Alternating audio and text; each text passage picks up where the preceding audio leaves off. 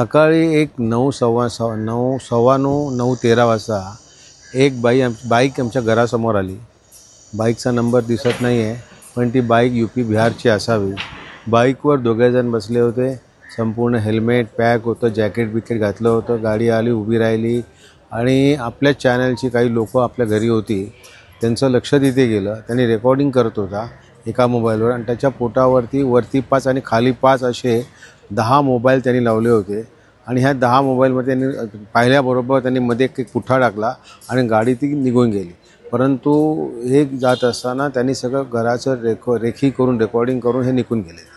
त्यामुळे ही गोष्ट अत्यंत डेंजर आणि सिरियस आहे. पोलीस इथे आलेले आहेत, त्यांचं चालू आहे.